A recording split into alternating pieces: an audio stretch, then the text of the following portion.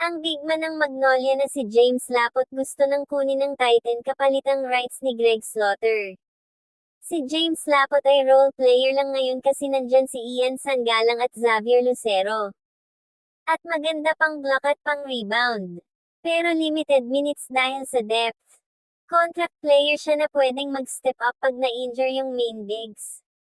Si Greg Slaughter naman ay dating 2 times PBA champion, at 2 times finals MVP sa Hinebra. 7-footer legit center. Kaso retired na siya since 2020. Yung rights ibig sabihin kung magbabalik loob si Greg Slaughter, sa team na yun siya unang maglalaro. Sa realidad, matagal na siyang wala at nasa business na. Malabo na bumalik. Ang tanong kung fair ba yung trade na ito. Para sa Magnolia, talo sila kung purely basketball. Si James Lapot active player, bata, at may nagagamit pa.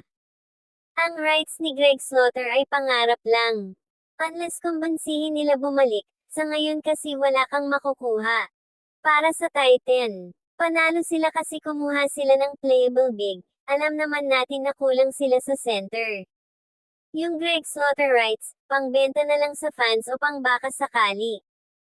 Ang dapat gawin ng Magnolia ay huwag nang ituloy kung walang kapalit na active player. Si James Lapot depth insurance nila. Paano kung ma-injure si Ian Sangalang? Wala na sila matangkad na lokal maliban kay Clifford Hopia. Maari lang nila ituloy yung trade kung may kasama pang draft pick o cash. O kaya kung sigurado sila na babalik si Greg Slaughter at lalaro agad. Parang gusto lang ng Titan ng mura at batang bigman, kaya sila makikipagnegosasyon tapos ibebenta nila yung Greg Slaughter na hindi mo alam kung babalik para sa fans nila. Para sa akin, sayang si James Lapot. Hindi superstar pero kailangan yan ng Magnolia sa rotation.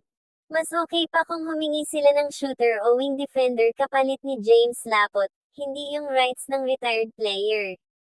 Dapat ang isipin ng Magnolia kung itutuloy nila ito, magkakaroon sila ng problema sa depth ng kanilang mga bigs. Ngayon ang bigs ng Magnolia may Ian Sangalang, Xavier Lucero, James Lapot at Clifford Hopia. Pag tinrade si James Lapot, 3 na lang natira. Paano pag na-foul trouble si Ian Sangalang? O na-injure si Xavier Lucero? Wala na kayong ipapasok na legit 6'6" pataas. Kawawa tayo sa rebounding lalo na 0-2 na ngayon ang kanilang standing. Yung Greg Slaughter rights, hindi yan asset ngayon, aminin natin, 5 years na retired si Greg Slaughter. Nasa negosyo na at masaya na. Yung rights na yan, pang-display lang yan. Parang jersey sa rafters. Hindi yan tutulong manalo. Si James Lapot, maari pang makatulong kahit 10 minutes lang, may rebound at depensa. Ang ginagawa ng Titan ay smart move sa kanila. Kukuha sila ng batang bigman na magagamit ngayon tapos ibebenta nila sa fans yung baka bumalik si Greg Slaughter na kwento. Win-win sa kanila. Sa Magnolia talo. Magiging fair lang ito kung may kasamang first round pick galing sa Titan o di kaya may kasamang shooter at kung sure na babalik si Greg at maglalaro ng at least 15 minutes. Kung wala man alin dyan, wag na lang. Ang Magnolia ngayon ay kailangan ng panalo, kailangan ng rebounder, defender, at shooter. Hindi nila kailangan ng rights ng taong nasa retirement na. Mas okay pa ay keep si James Lapot tapos ay develop. Sa tingin ko, hindi tatanggapin ni Coach L.A. Tenorio at ng Magnolia ang offer na yan dahil ang mentality ni Coach L.A. Tenorio ay gusto niya manalo ngayon. Alam ng Magnolia na malabo nang bumalik si Greg Slaughter.